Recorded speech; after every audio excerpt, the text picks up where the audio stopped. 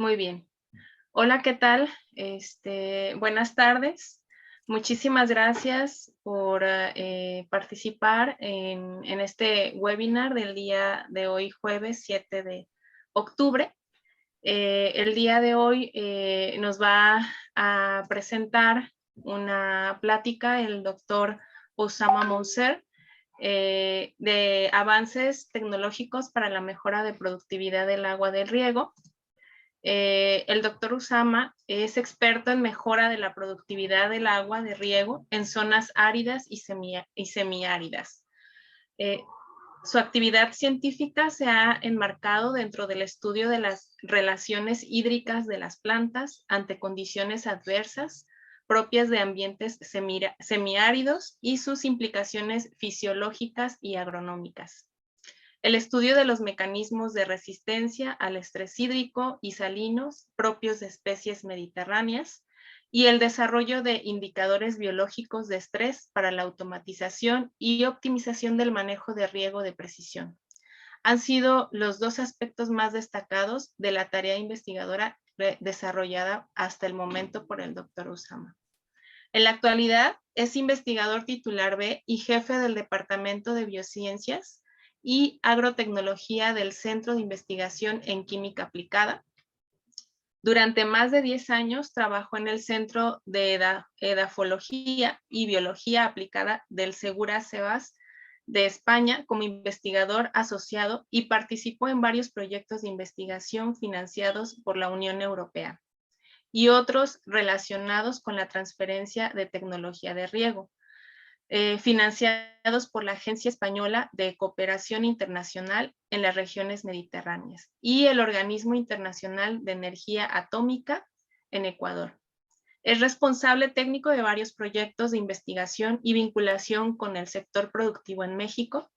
Es editor asociado desde junio del 2015 a la fecha en la revista internacional Agricultura Water Manager, el grupo editorial Elsevier y árbitro en otras 3 revistas del mismo grupo editorial.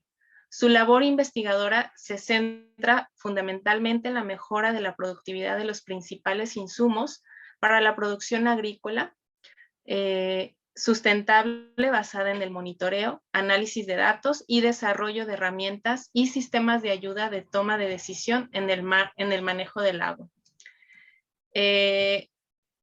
Inició sus estudios como ingeniero agrónomo en la Universidad de Libanesa en junio de 1997. Realizó una maestría en ciencias en el Instituto Mediterráneo di Bari de Italia. Obtuvo un diploma de estudios avanzados de la Universidad Politécnica en Cartagena en el 2003 y realizó el doctorado en la Universidad Politécnica de Cartagena en mayo del 2005. Entonces, muchísimas gracias al doctor Osama Monser por aceptar la invitación para brindarnos este conocimiento en este webinar. El desarrollo del webinar va a ser de la siguiente manera. Van a ser 30 minutos de presentación por parte del doctor y al finalizar vamos a dar 10 minutos de preguntas. Les invitamos a realizar las preguntas a través del chat para que al finalizar la ponencia realicemos las lecturas de las mismas. Muchísimas gracias, doctor, y le cedo la palabra. Muchas gracias, doctora. Buenas tardes a todos los asistentes a esta charla.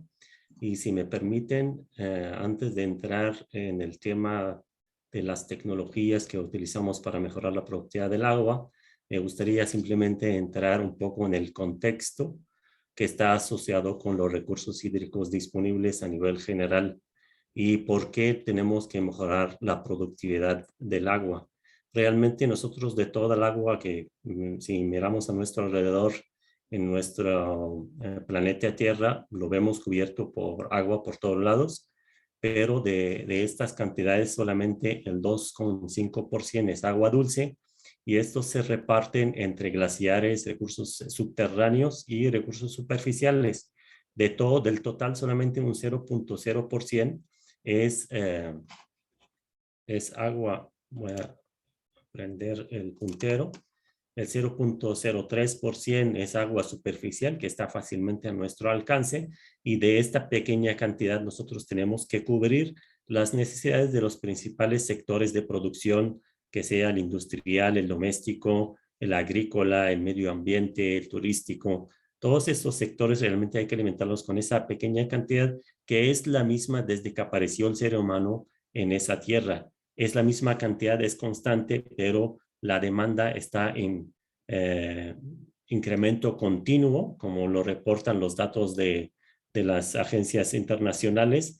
Hoy en día estamos un poquito más de 7,000 millones de habitantes en la Tierra, y la proyección es que en el año 2050 pues alcanzaremos más de 10,000 millones. Todos estos habitantes tienen que alimentarse con los mismos recursos de agua. Además de demandar los mismos recursos, también nosotros vamos deteriorando la calidad de estas aguas, y eso hace que esa mancha, lo que estamos aquí viendo en ese mapa mundial, que toda la mancha amarilla son las zonas que sufren estrés hídrico, que le falta recurso hídrico. En un estudio hecho en el 95 era esa mancha, pero para el 2025, es decir, que en 3, 4 años más, esa mancha se va a extender, se va a intensificar en los países donde existe este estrés, y se va a extender a nuevos países. Simplemente realmente estoy dando esa imagen para ponernos en el contexto. Así me lo enseñó la experiencia, que siempre nosotros trabajamos a nivel de parcela y si nos olvidamos del contexto global. Ahora con esta presentación estoy intentando empezar desde el contexto global para llegar a nivel de parcela. Entonces, esta situación de déficit, de falta de agua, llegó a generar situaciones muy catastróficas a nivel mundial en la historia antigua y reciente. Aquí traigo 2 ejemplos rápidos, que es el caso de la cuenca del río Jordán, que tenía realmente unos recursos muy abundantes. Luego, con el tiempo, estos recursos se fueron reduciendo, y en los últimos años, yo en el 2010 tuve la oportunidad de visitar ese río, y literalmente lo que se ve aquí en esa gráfica no son más de 3 a 4 metros para pasar de una orilla a la otra. Es decir, se está acabando, y ese río que alimenta principalmente al mar Muerto. Lo mismo pasó con el mar Aral. Este mar que se ubica entre Uzbekistán y Kazajistán, en el año 73 su superficie llegaba a 66,000 kilómetros cuadrados, y luego pues se fue reduciendo en el 87, en el 2004, y en los últimos años, ahora si entramos en el Google, casi ese mar no existe. Entonces, todo esto por el cambio climático por un lado, y por el uso de los recursos. Entonces, estos casos, que son casos reales, nos encienden una alarma muy urgente que necesita, digamos, atender. Y eso, la falta de los recursos puede intensificar los problemas de la sociedad y genera problemas relacionados con la polución, el calentamiento global, la desertificación, la contaminación, y la gente empieza a salir esos problemas llegan a desestabilizar las sociedades y podrían, digamos, llevar a conflictos bélicos. Y aquí también traigo unos casos, pongo el caso de Río Bravo porque ustedes lo conocen mejor que yo. El tratado que hay entre México y Estados Unidos, y todos siempre, digamos, los que trabajan en el tema del agua saben lo importante que es ese tratado y la necesidad de siempre estarlo revisando y reforzando. El caso del río Jordán, que los acabo de presentar, y en las últimas semanas también el caso del río Nilo y la intervención de Etiopía sobre los recursos del río Nilo, que puede afectar toda la delta del río en Egipto, y pone en peligro toda la población, y es muy probable que ahí, si no llegan a problemas pacíficos, podemos tener problemas bélicos al respecto.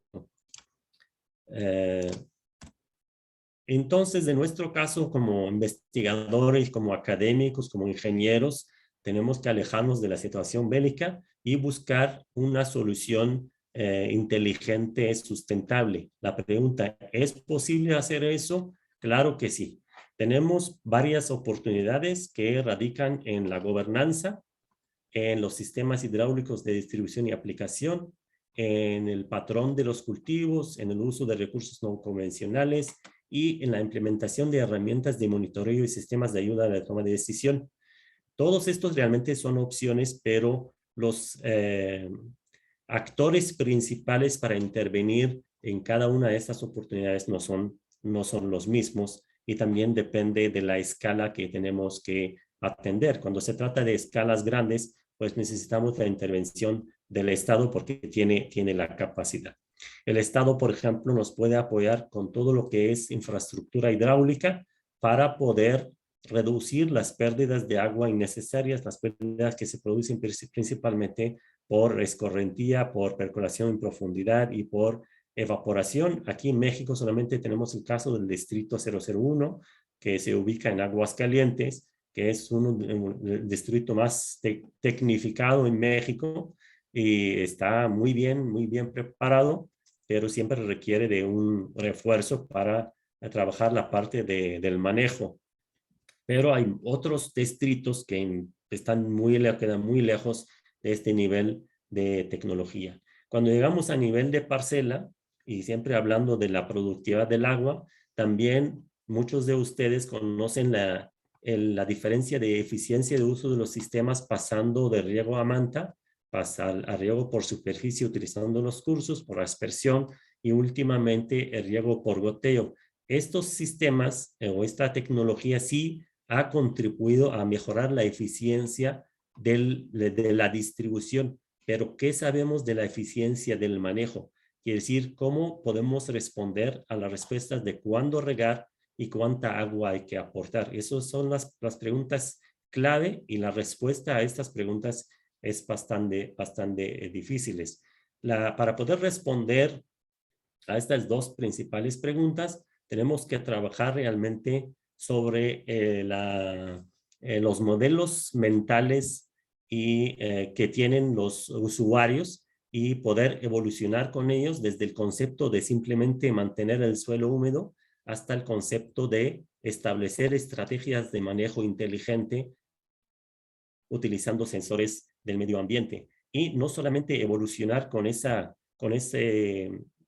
aproximación conceptual, sino también buscar la forma de integrar las soluciones en ese triángulo donde tenemos el sistema agua, suelo, planta, atmósfera y tenemos el agricultor que tiene que interactuar con ese sistema y luego tiene que tomar una decisión sobre el sistema para que el sistema aplique en la planta y verificar que los sistemas de riego están aportando el agua de una manera muy importante. Como pueden ver en ese triángulo, lo estoy, digamos, presentando de forma muy rápida para no ganar, para ganar un poco de tiempo, pero el reto principal es cómo establecer esa vía que es entre la planta o sistema suelo-planta-atmósfera y los sistemas hidráulicos inteligentes, de tal forma que la misma planta puede emitir alguna señal que queda detectada por los sistemas inteligentes para programar la dosis y la frecuencia en función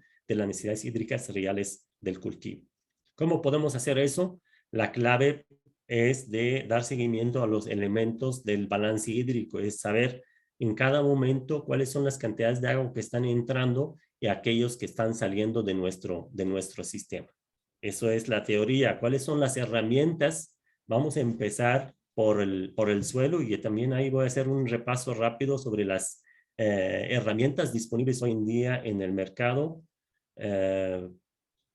que se están utilizando para dar seguimiento al estado hídrico en el suelo. Aquí tenemos una gama muy amplia, hay mucho más de lo que aparece en esa diapositiva, empezando por el método tradicional, que es tomar una muestra del suelo, llevarla al laboratorio para secarla y por diferencia de peso podemos saber el contenido de humedad del suelo. Es una metodología que realmente tardada, que requiere mínimo 24 horas para saber el resultado, que es altamente precisa, es barata, económica, pero realmente queda incompatible con los sistemas de hoy en día, que son los sistemas con riego de alta frecuencia, que en muchas ocasiones uno tiene que regar varias veces al día y necesita saber en cada momento lo que está pasando en el suelo.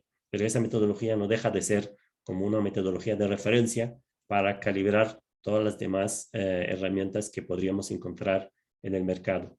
Otra herramienta bien muy conocida son los tensiómetros. Son dispositivos relativamente económicos y no necesitan mucho conocimiento, simplemente una capacitación para poderlos instalar en el suelo y también definir el rango de medición para decirle al usuario, oye, cuando marque 30 centibares, entonces tienes que activar el sistema de riego durante media hora hasta que éste recupere a un valor inferior.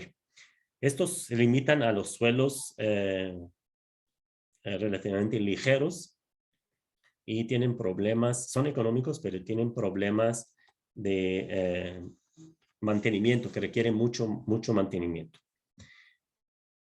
También otra herramienta que son los bloques de yeso. Estos bloques también son muy económicos. Los podemos conectar con un data logger.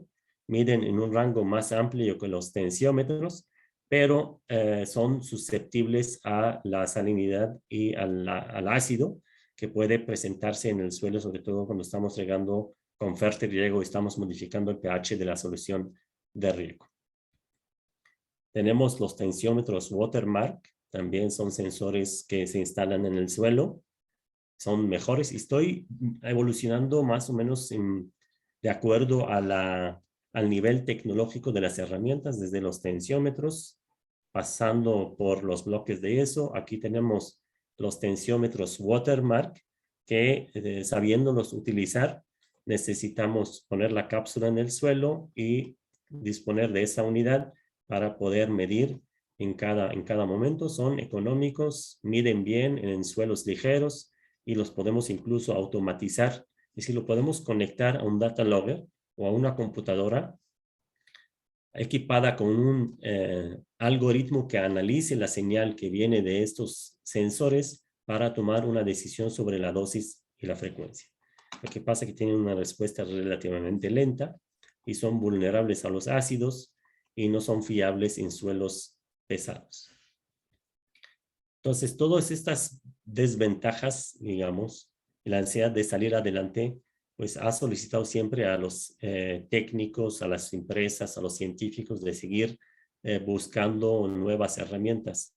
Aquí también está la sonda de neutrones. Es una sonda, no es nueva, pero es una sonda así literalmente que utiliza neutrones para determinar la cantidad de agua en el suelo.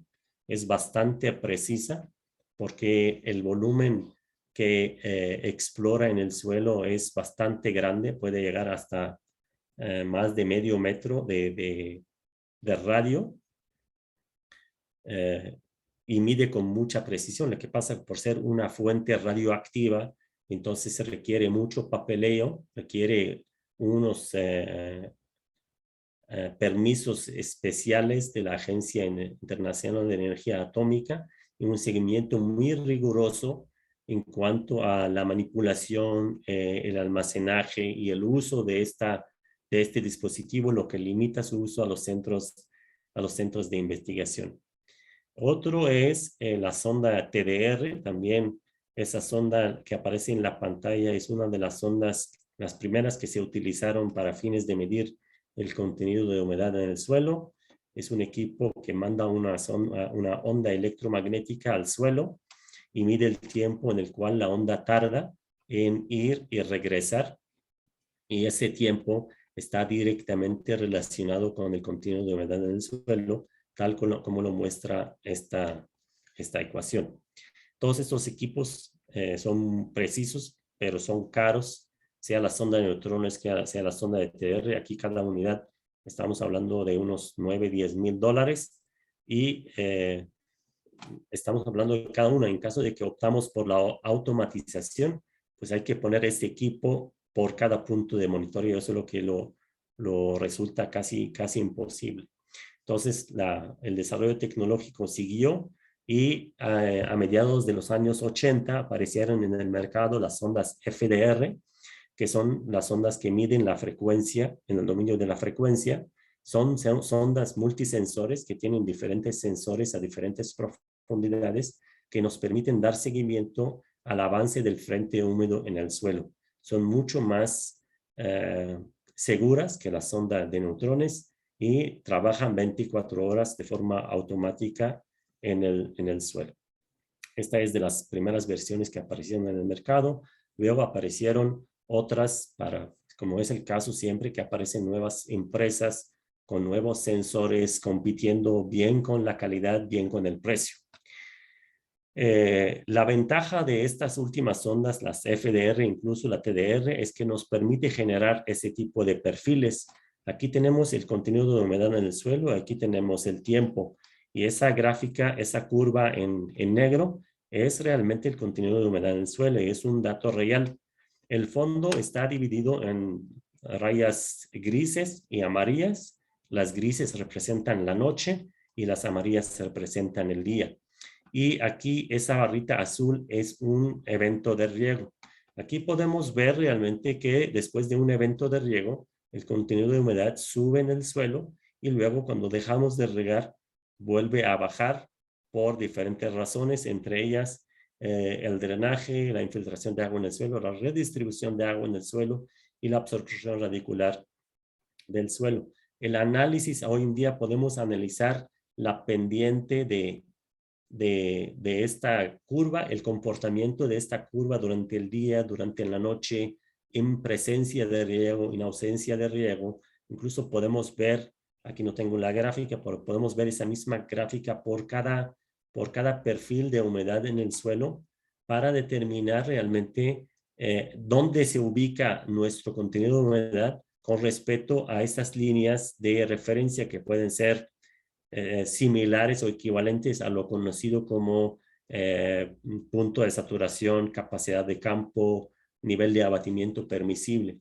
De esta forma, nosotros podemos definir realmente aquí, como nos vemos en esa línea discontinua, que cada vez que alcanza el agua a ese nivel, pues hay que regar para recuperarlo y luego esperar hasta que llegue a este nivel y vuelva a subir. Todo eso es factible hoy en día, esa tecnología existe, los algoritmos existen, lo podemos trabajar y lo estamos trabajando y lo hemos trabajado. Existen también sensores y herramientas para preguntar directamente a la planta, porque la planta tiene sus raíces en el suelo y tiene sus hojas en el aire, expuestas a la evapotranspiración. Entonces, si nosotros llegamos a comunicarnos directamente a la planta, sería la mejor forma de saber exactamente qué está pasando y cuándo hay que aportarle agua a la planta, y solamente aportarle cuando lo necesita. Aquí esa es la cámara de presión para medir el nivel de energía que tiene la hoja, y en función de ello, para retener el agua, por supuesto, y en función de ello podemos saber si la planta está estresada o no está estresada. Incluso podemos saber hasta qué nivel, podemos cuantificar el nivel del estrés. Lo que pasa es que esta herramienta sigue siendo manual, es decir, necesita una persona capacitada para manejarla y hay que salir al campo, entonces hay que desplazarse una y a veces dos personas para hacer esa medición. Entonces, el problema no es muy, el equipo per se es un poco costoso, pero hoy en día incluso hasta por $3,000 hay equipos que están disponibles en el mercado, pero lo más, digamos, pesado es la operación per se, el salir a medir. Todavía esa medición no la podemos automatizar así tal cual, sino tenemos que buscar medidas alternativas. Aquí tenemos el equipo que permite medir los intercambios gaseosos a nivel de la hoja. Si nosotros podemos saber que las estomas que tiene la hoja, qué tan abiertas o qué tan cerradas y cuál es su relación. Aquí tengo esta es la conductancia estomática y aquí tengo el potencial hídrico medido con la cámara de presión que vimos antes. Por ejemplo, aquí en este cultivo que es chabacano, hemos podido establecer un umbral y decir, por debajo de este valor, la planta está totalmente estresada. Entonces, si nos interesa mantener nuestra planta en condiciones óptimas, tenemos que trabajar siempre en este rango. También están en el mercado los dendrómetros. Son dispositivos que nos permiten medir las variaciones del diámetro del tronco. El diámetro del tronco y el diámetro del fruto tiene una variación circadiana tal como van a ver aquí en esa gráfica.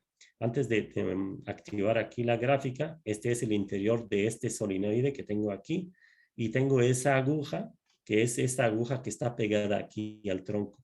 Entonces, cuando el tronco se aumenta de diámetro, empuja esa aguja dentro de la bobina, y cuando el diámetro se encoge, disminuye de diámetro, saca la aguja de la bobina. Entonces eso genera una corriente que nosotros podemos registrar a través de un data logger y generar ese tipo de gráfica. Ese tipo de gráfica es una gráfica que se genera cada 24 horas y puede alcanzar hasta 700 micras de variación entre el valor mínimo y el valor máximo. Hubo también muchos estudios comparando unas plantas bien hidratadas. Aquí tenemos los valores típicos que podemos identificar en este tipo de gráficas, y en las plantas estresadas o cuando la planta le falta agua, incluso mucho antes de que la planta manifieste síntomas de estrés. Nosotros no nos damos cuenta, pero a través de este sensor, 1 a 2 días antes de ver los síntomas o incluso de detectarlos con el potencial hídrico, podemos con ese dispositivo saber que la planta ya está entrando en una fase crítica y hay que aportarle agua.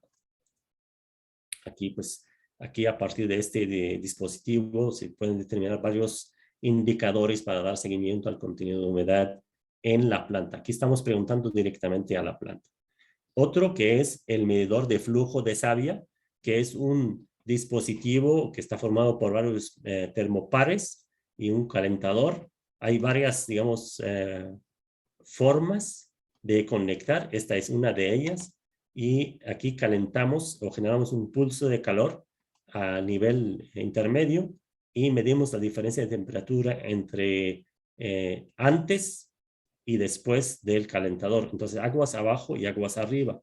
Y medimos el tiempo que tarda. Por ejemplo, aquí estas líneas azules son las lecturas de los termopares. Aquí se genera el pulso, sube la temperatura, y luego el mismo flujo de savia que va pasando a través del tronco o el tallo es el que hace bajar la temperatura y la devuelve a su estado inicial. El tiempo entre la iniciación del pulso y la recuperación de la normalidad es variable en función del flujo de savia que está subiendo dentro del tronco, y este es un sensor también altamente apreciado que nos permite medir con mucha precisión la cantidad de agua que está absorbiendo cada planta. Lo que pasa que todavía requiere trabajo para hacerlo llegar en manos de los usuarios de forma fácil, amigable, digamos. También aquí ustedes creo que están familiarizados. Ahora la pandemia nos apoyó mucho al ver estas pistolas, que son las pistolas de infrarrojo o las cámaras de infrarrojo. O aquí también hemos trabajado siempre con sensores de infrarrojo. Los orientamos a la hoja y medimos la temperatura de la hoja. ¿Por qué medimos la temperatura de la hoja? Porque normalmente la hoja, por tener las estomas abiertas que está transpirando, hace que la temperatura de la hoja esté siempre, esta es la línea azul, perdón, esta es la temperatura del aire, aquí la línea azul, y la naranja, la temperatura de la hoja, porque aquí he seleccionado una hoja estresada. En condiciones normales, la temperatura de la hoja está por debajo de la temperatura del aire. Y eso todos ustedes en algún día se refugiaron debajo de un árbol, a la sombra de un árbol, nos sentimos más frescos que ponernos al sol. Uno de los principales factores es que la hoja está transpirando, entonces genera un microclima que nos hace sentir condiciones agradables. Pero cuando la planta sufre estrés, cierra estomas, entonces se calientan las hojas y la temperatura de la hoja llega a superar la temperatura del aire. Entonces la diferencia de temperatura es un buen indicador también de el estado hídrico en la planta. También aquí aparecen los drones que nos permiten digamos, sacar unas imágenes y analizar varios índices de salud vegetal para saber todas las variables, digamos, relacionadas con la planta, a ver si la podemos deducir de forma indirecta a través de los drones. Entonces, tomamos las fotos, intentamos correlacionar estos índices con las variables ecofisiológicas que tomamos a nivel de la planta. También aquí, como podemos ver en esta foto, podemos sectorizar nuestro rancho y saber realmente, aparte de qué cultivo tengo, puedo saber el estado hídrico del cultivo, y hoy en día los drones cuentan con unas cámaras multiespectrales que permiten correlacionar los índices digitales con, no solamente con el estado hídrico, sino también con el estado nutricional y el estado fenológico del cultivo.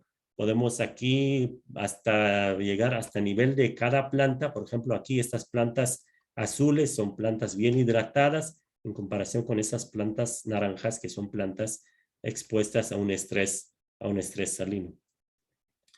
Todo eso realmente genera un boom de muchísimas herramientas que hay en el mercado, y esto hace que el usuario se siente, no sé, perdido o no sabe qué comprar.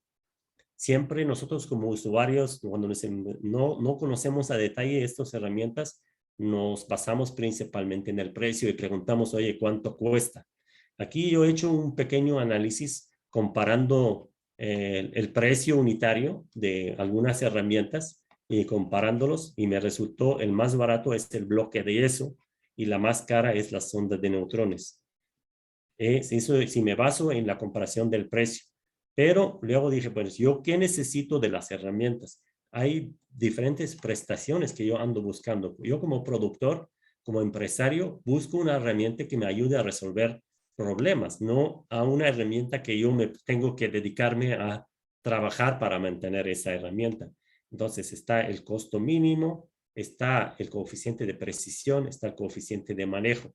Aquí, por ejemplo, necesito saber yo qué tan segura es la herramienta, si necesita mantenimiento o no, cuántos lectores, si requiere lector o no, cuántas unidades tengo que poner en mi parcela, con una es suficiente o necesito 10. Y una vez que yo instalo esta herramienta, la lectura que sale de la herramienta es suficiente para ayudarme a tomar una decisión sobre el riego, o tengo que hacer una maestría para poder interpretar este resultado. Entonces aquí he intentado sacar todos estos atributos y darles valor y volver a hacer el análisis, y me resultó, digamos, el bloque de eso es de los más caros en comparación con las tecnologías más avanzadas. Aquí tengo un sistema Opiris, que es un sistema de manejo a distancia por telemetría en tiempo real. La inversión es alta al principio, pero haciendo ese tipo de análisis resulta la tecnología de las más económicas. Simplemente aquí para que resaltar realmente qué tengo que hacer al comparar, al salir al mercado para comprar una herramienta. No sé si todavía me queda tiempo, o puedo otros 5 minutos más. Sí, adelante, doctor, adelante. Aquí presento algunos casos realmente donde nosotros hemos utilizado estas herramientas. Aquí en un cultivo de chabacano, el primer año aquí estuvimos haciendo la medición un seguimiento a la programación de riego de forma precisa pero tradicional, sin uso de tecnologías avanzadas, y siempre nos hemos encontrado con, se me bloqueó un poco, está moviéndose solo el indicador.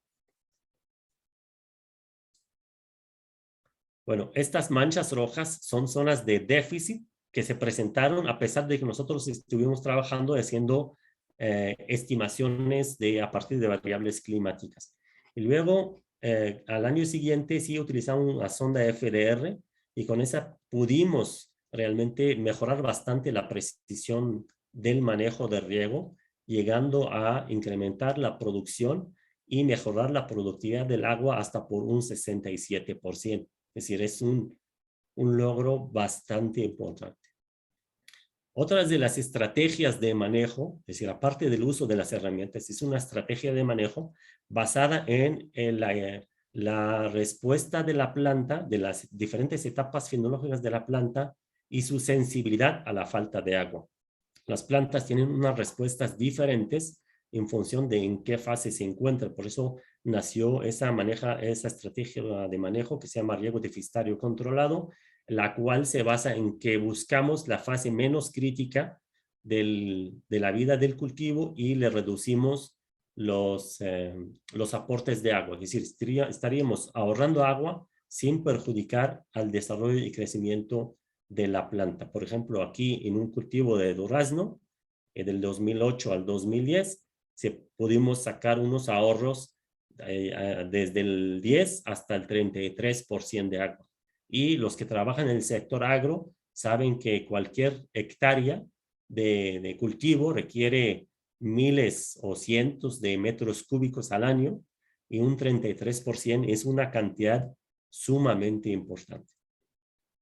Esa estrategia de riego deficitario controlado también fue estudiada en chabacano, en durazno, en mandarino, en limonero, en naranja, en olivo, en muchos cultivos, por supuesto, en diferentes fases de crecimiento del cultivo, y podemos ver que los ahorros de agua oscilaron entre el 20% y el 40%. Vuelvo a decir que estas son cantidades muy considerables.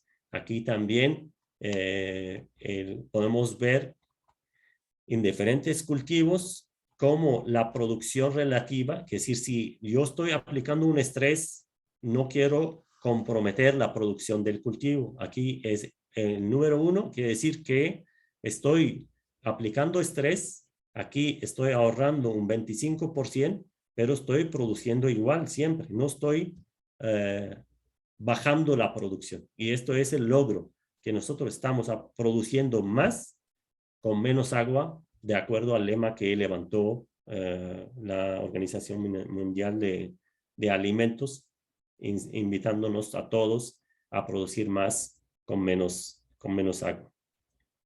También tenemos el problema de la sal, y para esta hay una metodología de trabajo que se llama raíces divididas.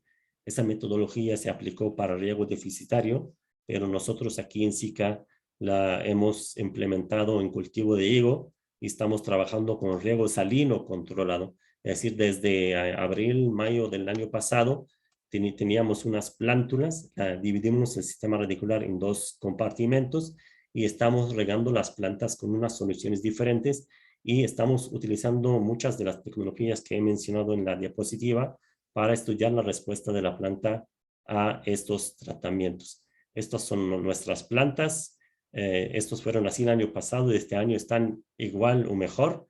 Estamos produciendo, por ejemplo, el promedio nacional de producción de higo es entre 6 y 9 toneladas al año en árboles adultos.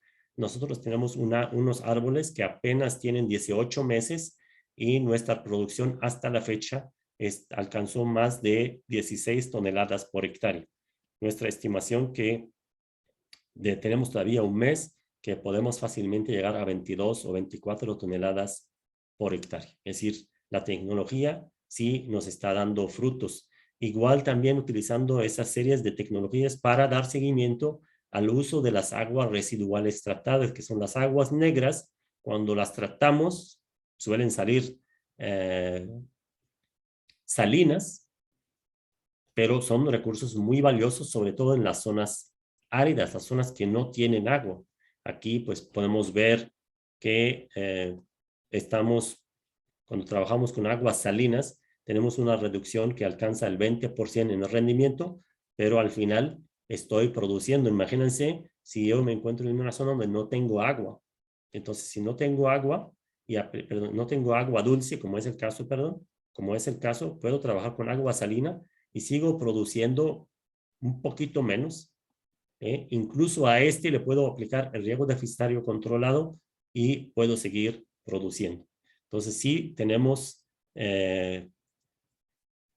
opciones para mejorar la productividad del agua en el sector agrícola, y tenemos que asumir la responsabilidad de desarrollar soluciones y no comprar dispositivos. Aquí en SICA termino con estas diapositivas para decirles que en SICA contamos con amplia experiencia relacionada con todas estas tecnologías. Lamentablemente en estos 40 minutos realmente no pude extender más en los temas, pero aquí contamos con amplia experiencia. Tenemos diferentes líneas de investigación donde trabajamos con variables ecofisiológicas, incluso llegamos a trabajar con cámaras con luz artificial, con los luces LEDs. Tenemos invernaderos y tenemos campo abierto. Tenemos laboratorios también para trabajar con biosensores y con la detección de virus, con la identificación de metabolitos secundarios y también para trabajar con todo tipo de plástico y el balance de energía asociado con las coberturas, sea de acolchado del suelo, microtúneles, agribón, casa de malla sombra y invernaderos. Estas son nuestras instalaciones y tenemos un programa de posgrado para los interesados. Sin más, espero les haya aportado algo y termino y me quedo a su disposición por si tienen alguna pregunta o aclaración al respecto.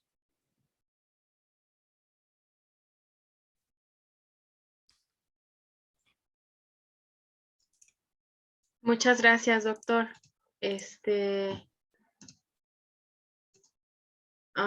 Bueno, les invitamos a realizar las preguntas aquí en el chat para que podamos efectuárselas al doctor Usama. He visto que hay quien levantó la mano. Si no... A ver, déjame ver si puedo activar el... Efraín Ramírez. Sí. ¿Me escuchan? Adelante. Sí. Buenas tardes. Me pareció muy interesante su presentación, su tema. Me surgió una duda. Por ejemplo, en el caso de los sensores ubicados en lugares estratégicos de la parcela, ¿no? Puedo tener una cierta cantidad de sensores, pero la pregunta es, la información de todos estos sensores se van a mandar a un procesador que va a interpretar si tiene que activar la bomba o no.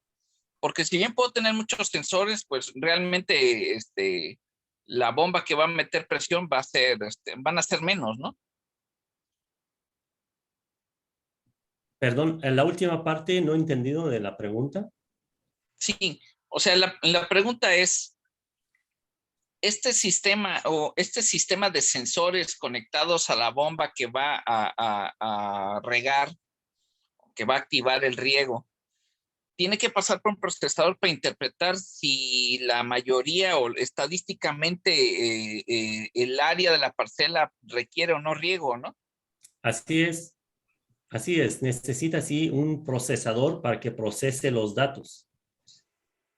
Ok. ¿Todo esto es en campo? Es decir, ¿es automático o hay hay un sitio de control en donde pues, digamos, el agrónomo puede ir monitoreando y tomando decisiones o haciendo ajustes al programa de riego? Mira, la tecnología que existe hoy en día nos da una amplia gama de opciones. Podemos desde la más simple, por ejemplo, si recuerda que puse en la diapositiva los tensiómetros, por ejemplo, estos basta que con el usuario vaya todos los días a las 8 de la mañana y revise el sensor y él mismo tome la decisión.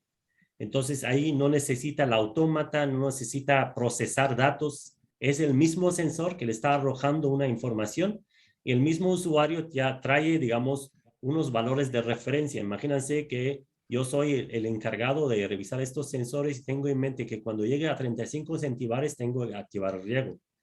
Paso a las 8 de la mañana y reviso 1, 2, 3 sensores y a ver cómo van. Saco el promedio o no, está por debajo de 20 centibares, entonces no tengo que regar.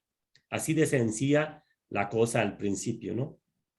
Pero hay otras que sí, como mencionas, yo conecto los sensores, genero una red de sensores, puede ser mi superficie muy grande, un rancho muy grande, puedo instalar sensores en diferentes lugares y estos sí los puedo comunicar con una central para hacer la colecta de información y de allí el procesor que recibe los datos los analiza y él puede arrojarme una recomendación, quiere decir que esté la decisión final siempre en mis manos, o si yo tengo suficiente confianza y tengo el sistema muy dominado, yo puedo acoplar el sistema directamente a la bomba, que la active y la desactive en función de la necesidad. Eso no es teoría realmente, esos existen y estos sí los hemos trabajado. De hecho, digamos, tenemos nosotros aquí en SICA, hemos batallado un poco, pero al final tenemos ese sistema donde yo puedo conectar una serie de sensores en cualquier lugar de México. Es decir, existe la plataforma, la tecnología, y yo puedo colectar la información aquí en mi oficina cada 10 minutos, cada 5 minutos, casi en tiempo real, y yo puedo acoplarle a un retorno de toma de decisión. Es decir, toda esa gama de tecnología hoy en día sí existe y nos da muchísimas opciones. Es como, ahí para terminar simplemente, es como cuando uno de nosotros baja al mercado para comprar una computadora. Hay quien trabaja la computadora simplemente para revisar su email, y hay quien quiere una computadora para los games, para los juegos, y ahí quiere una computadora para los modelos, desarrollar un modelo que necesita mucha potencia, ¿no? Entonces, estamos todos comprando una computadora, pero no es la misma, va a depender de la necesidad.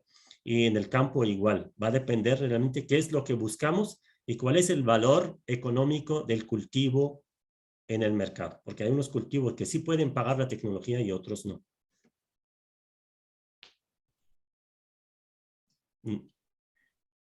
No sé si Gracias, pude doctor. responder. Gracias a ustedes.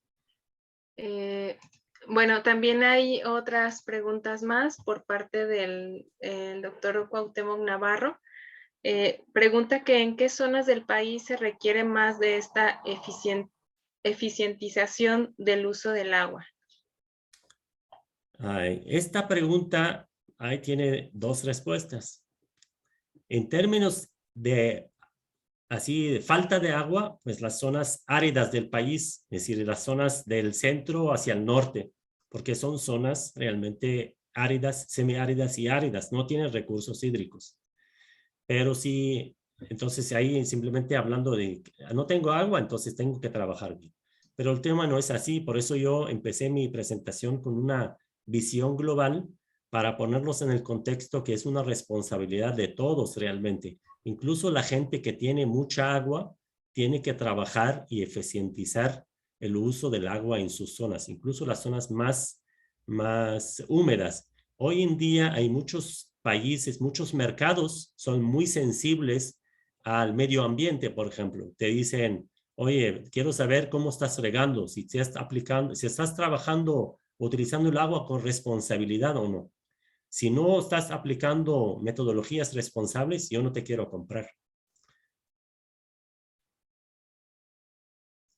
Sí, muchas gracias, doctor. Viene otra pregunta por parte de Canche Núñez. ¿Cómo es que se maneja el riego en el cultivo de raíz en 2 sustratos? Es que podemos decir que tengo el sistema de riego, lo tengo doble. Es decir, yo riego cada parte porque estoy trabajando un tema de investigación y me interesa regar de forma diferente en estos dos compartimentos. Entonces, como son dos sistemas de riego independientes, yo puedo activar uno, desactivar el otro. O puedo en uno aportar una solución nutritiva X y en el otro aportar otra solución nutritiva. Entonces, nosotros aportamos estos y tenemos sensores que están midiendo en la planta y en la atmósfera y las variables de crecimiento, el desarrollo del fruto. Y así podemos ver cuál es la estrategia, que podemos entender más bien cómo la planta responde cuando nosotros hacemos una u otra estrategia. Muchas gracias, doctor. Mencionan el doctor Héctor Silos, muchas felicidades por la conferencia, y pregunta que cuál es el costo de un análisis de metabolitos secundarios o específicamente de aceites esenciales. Sinceramente no tengo el número ahora para decirle tanto cuesta, pero si ahí ya está mi correo en la pantalla, me puede escribir y yo consulto con los laboratorios que hacen, porque depende del metabolito, depende realmente de la metodología que quieren implementar, y con mucho gusto le puedo contestar por correo. Muchas gracias, doctor. También pregunta Víctor Carvajal, si hay empresa que pueda dar este servicio tomando estos valores vía satélite y enviarlos al celular en el cual me indica cuándo regar. Sí lo hay y nosotros formamos parte de estas, digamos, podemos ofrecer este servicio. El SICA puede, digamos, firmar proyectos de vinculación con el sector privado, podemos colectar la información, podemos proponer estrategias de manejo y le facilitamos al usuario los datos a través de su teléfono. Así nosotros aquí recibimos los datos en nuestro servidor y al usuario le facilitamos una contraseña para acceder cuando le da la gana, de donde quiera, y puede ver los resultados. Y luego hacemos un pequeño estudio de su caso para saber realmente cuál es el mecanismo de comunicación para recomendarle una u otra decisión. Pero sí hay empresas en el país y nosotros somos parte de ellos. Muchísimas gracias, doctor. Pues parece que ya se han disipado todas las dudas al respecto. Es una ponencia bastante interesante y más que ahora se está sufriendo precisamente por esa escasez de agua, ¿no? Que como usted comentó puede ser no solamente por las cuestiones climáticas, sino también por toda la contaminación que se está dando actualmente, ¿verdad? Entonces, no sé si me permite compartir pantalla para leer su reconocimiento en este momento y más al rato le envío el reconocimiento a su correo. Muy bien, muchas gracias. Déjame ahí, Ok. Ok. Gracias. A ver, Gracias a entonces, ustedes y a todos los comparto. participantes por sus preguntas y cualquier cosa, pues aquí estamos a sus órdenes. Muchas gracias, doctor. No sé si ya se puede ver la... Sí, se ve. Ok, perfecto. Entonces, realizo la lectura del presente reconocimiento por parte de la Sociedad Mexicana de Micropropagación de Plantas y Automatización. Se le otorga el presente reconocimiento al doctor Usama Muser por su valiosa participación en la impartición del webinar Avances agrotecnológicos para mejorar la productividad del agua en riego el día 7 de octubre del 2021. Está firmado por el presidente de la sociedad, el doctor José Humberto Camal Velázquez. Y también aprovecho la oportunidad para recordarles que están abiertas las convocatorias para nuevos socios y tanto socios estudiantes, profesional, empresas. Aquí vienen los datos de los datos bancarios donde se puede realizar el depósito para hacer nuevos socios, ¿no? También se les informa del Congreso, ¿verdad? Modalidad mixta que se va a desempeñar o que se va a realizar el día 29, del 25 al 29 de octubre, va a ser modalidad mixta de Agrobiotec, que está en conjunto con la sociedad que se está organizando, también es el Congreso Internacional de Biotecnología y Agropecuaria, y el tercer simposio de micropropagación de plantas y automatización. Entonces van a haber varias mesas temáticas de micropropagación de plantas, salud y producción animal, biotecnología agrícola y agricultura sostenible. Y bueno, ya posteriormente se dará a conocer el programa general. Muchísimas gracias a todos por estar presentes en esta ponencia y muchísimas gracias, doctor, por su valioso tiempo y pues bueno, esperemos que también se anime a formar parte de la sociedad, que enriquecería muchísimo la sociedad con toda la información que usted maneja y pues a final de cuentas la idea es vincular tanto la parte empresarial como la parte de investigación y pues hacer crecer todo este panorama, ¿no? Muchísimas gracias, doctor. Gracias a ustedes, sería un honor realmente poder ahí seguir colaborando y seguimos en contacto. Muchas gracias. Gracias a todos. Hasta luego. Hasta luego.